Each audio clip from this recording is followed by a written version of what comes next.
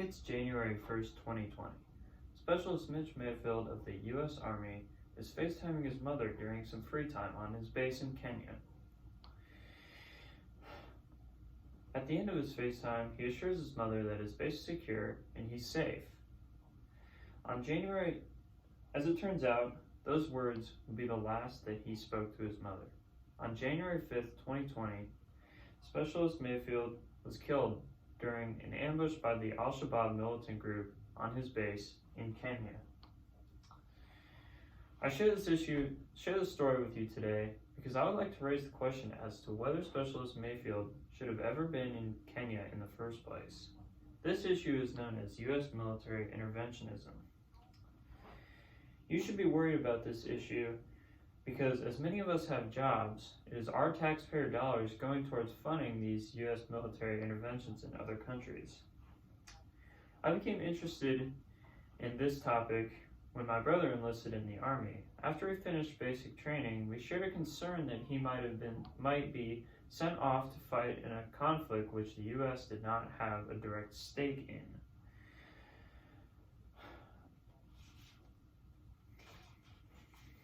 I want to persuade you today that U.S. military interventionism is a terrible problem in today's society. And I shall do this by drawing your attention to the problem, showing the need to fix it, outlining a plan that satisfies that need, and helping you visualize the benefits of this plan, as well as presenting you with a small action you can take in order to help solve this problem. We'll start by examining why U.S. military intervention is such a great problem.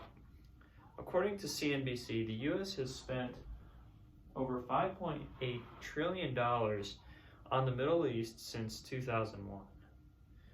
This money has been going towards the U.S. fighting interventionist conflicts in the Middle Eastern countries.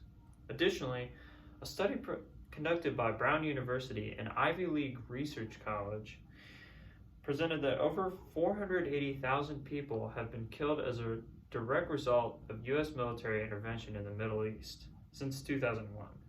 This includes 244,000 civilians. This is problematic because these are Americans dying in conflicts which do not directly involve the United States.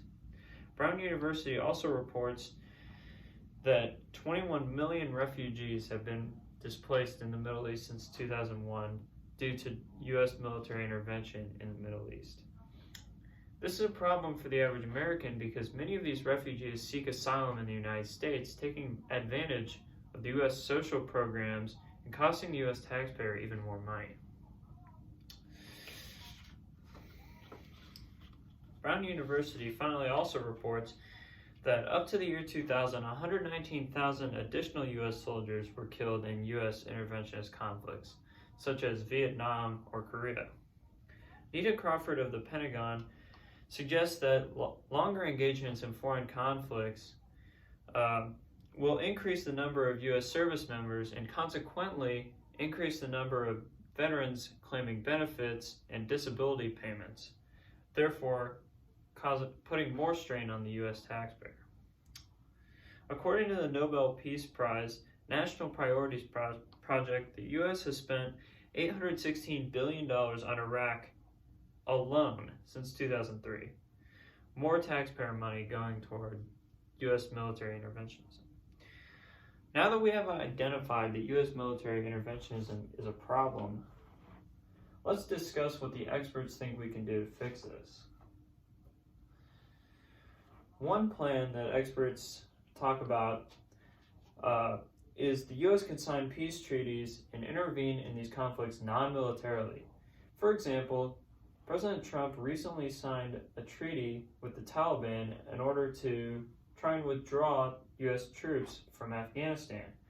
Now, as many of you know, this treaty didn't last very long, but it's a good step in the right direction. Another option the U.S. can take to decrease its military interventions in other countries is to support military groups with supplies and munitions as opposed to soldiers. The New York Times reports that the U.S. did just that with the Kurdish rebels during the Syrian civil war. And a third thing that the U.S. can do to help solve this problem is to work more closely with the UN to minimize U.S. involvement in these interventionist conflicts. The UN Security Council reports that during the Persian Gulf War, the U.S. worked with 34 other countries in order to expel Iraq from Kuwait. Now let's examine some benefits of each of these plans. The benefit of the first plan is that the U.S. can benefit from better relationships with other countries through facilitating deliberations between two sides of a conflict. A benefit of the second plan is that the U.S. can support through training or supplying the U.S. benefits from saving money, as well as still supporting the side which the U.S. has a better stake in. And a benefit of the third plan is that the U.S. benefits from working closer with UN member nations because it can work to resolve these conflicts, and the U.S. gives up less manpower as well as develops better relationships with these other UN nations. One thing that you can do in order to help solve this problem is to do research on our local representatives and figure out where they stand on this issue, and then vote accordingly. Today, I hope I have convinced you that U.S. military interventionism is a terrible problem, drawn your attention to this problem, shown you the need to fix it, outlined an effective plan to fix it, helped you visualize the benefits of this plan, and then given you one small thing that you can do in order to help fix this problem. Unfortunately, there's nothing we can do for Specialist Mayfield now. However, helping to end U.S. military interventionism will prevent tragedies like this occurring with other sons and daughters, brothers and sisters, and simply patriotic Americans. Thank you.